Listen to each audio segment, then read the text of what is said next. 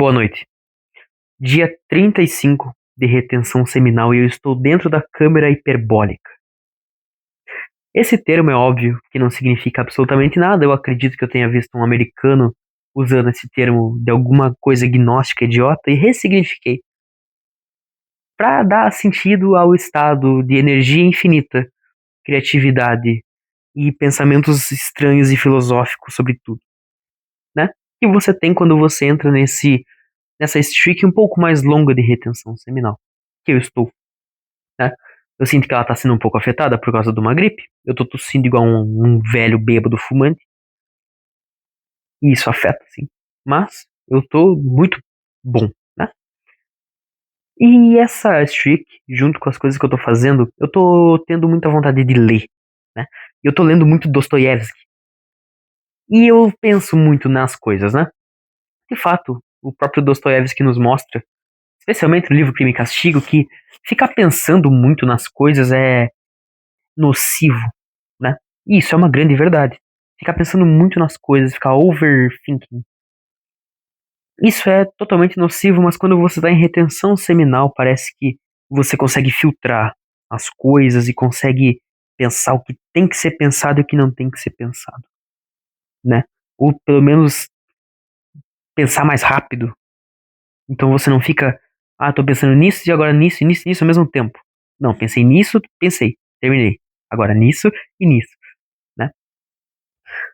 A mente, ela tá tão boa e tão rápida pra pensar que eu me sinto, cara, eu me sinto um filósofo, entendeu? Eu acho que o segredo dos gregos, eu acho não, eu tenho certeza disso, era justamente esse negócio. Eles sabiam transmutar a energia sexual deles, né? Sócrates falava sobre isso abertamente na Ágora. Falava que o homem que controla os próprios prazeres e usa essa energia pra coisas se torna um criador. Ele não usa essas palavras especificamente, ele usa outras. Mas a ideia é a mesma, né? Eu me sinto um alquimista. Eu acho que eu finalmente estou conseguindo virar um ser humano assim, graças à retenção seminal. Tá me mostrando o que eu sempre fui bom, né? Eu sempre tive a vontade natural, o desejo de ler, de estudar, de entender, de pensar, de filosofar, desde que eu era criança. Mas agora eu tô num estado mental, físico, onde eu consigo fazer isso direito. Finalmente. É só não ficar desperdiçando a própria energia. Eu penso em várias coisas, né? E uma delas, que não tem absolutamente nada a ver com o tema anterior, é no banquete hiperbólico de Deus. Deus planejou para nós um mundo maravilhoso. Deus ele pegou, fez Adão, botou Adão nesse mundo no jardim do Éden, né? E tudo era perfeito. Ele ficava caminhando de mão dada com Deus, como está em Gênesis. É muito poético e muito lírico, talvez não literal, mas o mundo era perfeito, não tinha pecado. E ele olhava uma girafa tomando água e ficava feliz e ia dançar com os passarinhos iam no ombro dele, e era tudo bonitinho e fofo, né? Tava lá de boa. Daí veio a Eva. Daí a Eva fez cagada, daí Adão fez cagada, daí deu merda e beleza. Hoje em dia a gente vive num mundo que, ainda assim, mesmo com a sombra do pecado, é lindo, belo e maravilhoso. Eu saio pra fora, eu vejo as crianças andando de bicicleta na rua aqui atrás. Eu vejo os passarinhos cantando, eu vejo um quero-quero incomodando. O mundo ele é muito bonito, muito belo. Isso tem um significado muito interessante, mas é interessante que mesmo com um mundo tão belo, com laços de amizade, pessoas tão interessantes para você ir lá e conversar, nós, nossa geração Z, a minha, estamos cada vez mais isolados, cada vez mais tristes e depressivos. Eu acho que o mundo moderno, por causa da Matrix, do Estado, do establishment, sei lá, das forças demoníacas do mundo, seja o que for, separa a nossa natureza do, da- do estado onde nós apreciamos o mundo, né? Quando você tá depravado e fudido, você não olha pro mundo como você olha quando você tá com 35 dias, como eu. Quando eu tava com 5 dias, eu olhava pro mundo e via, sei lá, eu olhava pra uma árvore. Via uma árvore. Agora eu olho pra uma árvore e eu vejo a casca da árvore, eu vejo os passarinhos cantando nela, eu vejo tudo aquilo. Quando eu tava com 5 dias, quando eu tava com 0 dias, eu olhava pra uma pessoa na academia. Se fosse uma mulher gostosa, eu olhava pra bunda dela e falava: Nossa, que bunda, que baita mulher. De fato. Mas agora eu olho nos olhos dela e eu vejo a alma dela. Parece que eu me sinto mais puro. Parece que eu estou mais puro.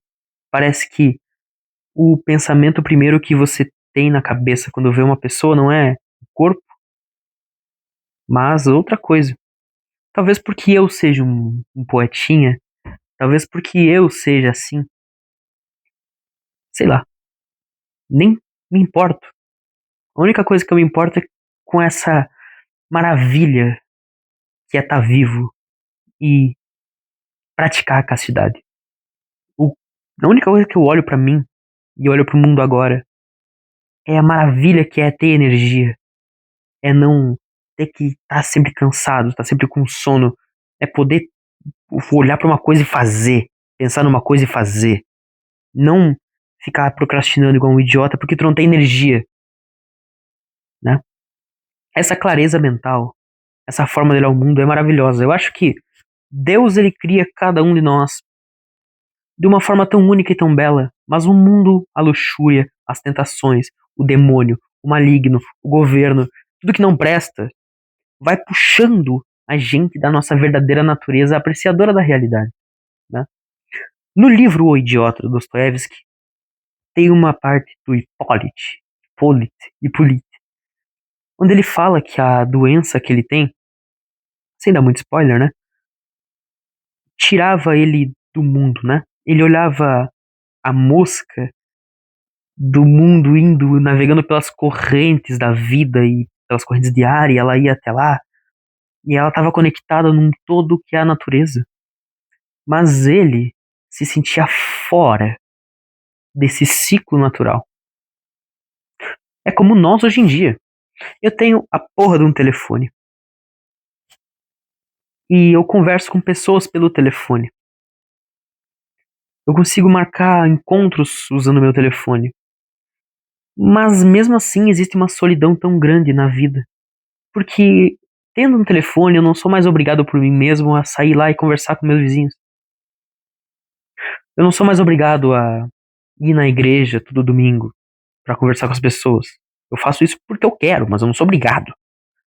É um incentivo a menos que eu tenho pra viver uma vida que presta. Ter um telefone. Não tô dizendo que é ruim. Eu tô dizendo que é um incentivo a menos pra você ser obrigado a fazer uma coisa que presta pra sua própria vida. Entendeu? Agora, quando a gente tá em retenção seminal, a gente se conecta, cara. Conecta com a vida. De uma forma. Cara, tu consegue fazer amor com a vida. Tipo, eu não sei explicar. Parece que quando eu escuto uma música, eu tô dentro daquela música. Parece que quando eu leio um livro, eu tô dentro. Parece que quando eu converso com uma pessoa, eu entro na alma dela, eu passo pelos olhos dela, entro dentro do cérebro dela e eu consigo ver cada nuance da parede, entendeu? E eu tô dentro da pessoa. E eu entendo a pessoa. É muito louco. É muito louco. E eu só tenho a agradecer ao Senhor. Todo santo dia rezo, pedindo a força pra continuar nessa merda. Eu acho que não tem mais volta, cara. Porque depois que tu experiencia isso, tu não consegue mais voltar pra vida antiga. Pra luxúria. Pro prazer sem propósito. Cara, eu olho pra pessoas perto de mim. Pro meu afilhado, ele vive uma vida tão luxuriosa. E eu vejo o quão desconexo ele tá da própria vida. Eu vejo o olhar distante, ele não consegue me olhar nos olhos. Eu olho nos olhos dele, porque eu sempre olho nos olhos de todo mundo. E ele olha e desvia. Olha e desvia. Olha e desvia. Ele não consegue olhar pra mim. Porque ele não tá nesse flow que eu tô. Ele não tá nesse estado. Então eu sinto que essa jornada ela é sinistra. É uma jornada de autodescobrimento. Parece que eu tô descobrindo tudo que presta e tudo que não presta em mim, né? No próprio livro O Idiota, esse livro me marcou pra caralho. Desculpa, mas ele me marcou muito. O príncipe Mishkin, ele olha pra mim. Aliás, ele não olha pra mim, ele olha pras pessoas como eu já olhei algum dia, mas não mais olho. Por exemplo, Anastasia. Resumo rápido, sem spoilers. Ela era uma certa concubina. Os pais dela morreram. Ela foi meio que adotada ou sequestrada por um cara. E esse cara dava presentes, botou ela na alta elite e meio que usava ela sexualmente. E por causa disso ela se sente impura. Mesmo, evidentemente, ela sendo uma vítima. As pessoas da sociedade fudida russa, de 1800 e pouco, 1870, 60, olhavam pra ela e falavam, vagabunda. Eu acho que é o que eu faço hoje em dia, né? Com as pessoas. Mas o príncipe Mishkin, ele olha como eu já olhei para as pessoas um dia. Olha só, me dá um abraço. Olha só, tu é uma vítima dessa merda toda. Ele olha com compaixão e pureza, com cristandade. Eu não consigo mais, cara. Assim, eu tive experiências com mulher. Todas elas foram bizarramente traumáticas. Todas elas foram estranhas. Eu olho para as mulheres da rua, usando as roupas que usam, falando do jeito que falam, usando as pessoas do jeito que usam. E eu sinto nojo. Nojo. Profundo nojo. E eu não acho que o meu sentimento de nojo esteja tão desvirtuado da realidade, porque tá na própria Bíblia, você olha pro pecado e odeia ele. Mas pro pecado, não pra pessoa, né? Querendo ou não, aquelas mulheres vagabundas, luxuriosas do mundo também são vítimas delas mesmas. E a gente deve olhar pra pessoa com compaixão, pegar na mãozinha dela e tirar das trevas. Ou só olhar com compaixão, só um olhar às vezes já resolve o problema. Eu acho que eu tenho que trabalhar mais nisso. Eu acho que tudo isso vem, toda essa visão perturbada e conturbada e zoada do mundo, que eu consigo olhar de fora, né? Eu consigo olhar pra mim de fora, mas ela vem do ego. Talvez dentro de mim exista esse ego e eu preciso trabalhar nele. Estou trabalhando nele em outros aspectos, mas enfim. Devemos olhar com compaixão para o mundo e agir com compaixão para as pessoas e para o mundo. Eu acredito que essa. Trocar de mão, que a minha mão tá ficando. Eu acredito que essa compaixão é natural em todos nós, porque Deus fez dessa forma. E a partir do momento que a gente para de depravar nossa energia, nós voltamos a ser esse ser. O ser que se conecta, o ser que ama, que respeita e entende. Eu também pensei em algumas outras coisas. De fato, faz muito tempo que eu não faço diário. Aconteceu muita coisa na minha vida. Eu fui para o curso, fiz o Emmaus, fiz várias coisas na igreja, fiquei doente. Enfim, eu pensei em várias coisas nesse tempo. Eu fiquei muito meditando sobre essa questão do ego em outras coisas que, se eu for entrar agora, eu vou ficar muito tempo. Mas ontem eu tava pensando, até falei pra uma amiga minha, que eu inclusive tenho que responder, ela mandou mensagem. As pessoas reclamam que eu não respondo elas no Instagram, enfim. De qualquer forma, pensando no homem que eu quero ser, eu notei o quão masturbatório é esse pensamento, e eu acredito que vale compartilhar nesse diário. O homem que eu quero ser é de certa forma simples. Ele é um homem corajoso, ele é um homem honrado, virtuoso. Ya, ya, ya. É simples, né? Mas ficar pensando nisso é ridículo, porque eu posso simplesmente escolher ser esse homem agora. Ah, Mateus. Ah, Deus. Eu quero rezar mais. Eu quero ser o homem que reza. Então pega a merda do terço e reza a porra do terço. Ah, eu quero ser o homem que não freme durante sei lá, uma tentativa de assalto. Eu quero ser o herói que salva a mocinha do bandido. Então pegue quando você for assaltado, dá um coice na cara do bandido e salva a menina. Entende que você simplesmente faz, né? Você não fica esperando que algo aconteça pra você fazer alguma coisa. Você faz no momento que aparece a oportunidade. Eu, pessoalmente, quero muito ser um mártir. Eu adoraria ser martirizado. Eu morreria com grande felicidade.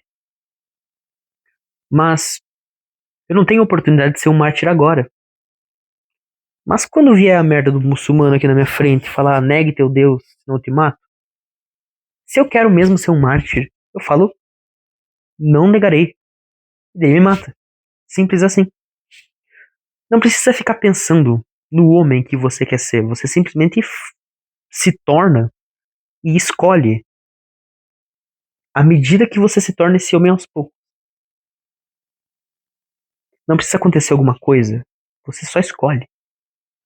Se eu quero ter uma empresa, então eu pego, acordo cedo, trabalho, faço as coisas e eventualmente a empresa está formada. Porque as escolhas que eu fiz hoje vão dar reflexo amanhã. Entende como pensar no que você quer ser e simplesmente ser, escolher e fazer sem ficar pensando nisso? São coisas diferentes. Não adianta ficar pensando, porra. Ficar pensando em coisa de nerdão, virgem.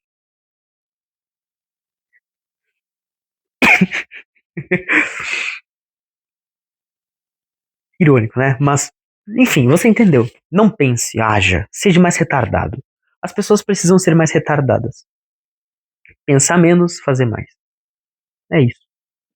Eu acredito que pra diário é isso. Né? É isso. Foi tudo que eu queria falar.